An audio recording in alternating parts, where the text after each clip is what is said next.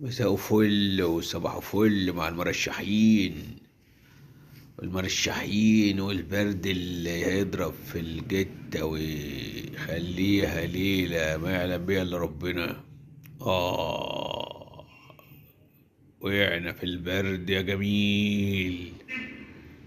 أما نشوف ربك هيفرج علينا باليانسون ولا النعناع ولا البردوش اللذيذ.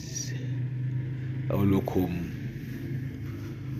ربنا يسترها علينا والبرد على فكرة الجو عمال يقلب وفي رمال جاية وهترمل علينا وهتبقى زي الجبنة البراميلي. ها، مش كده ولا ايه؟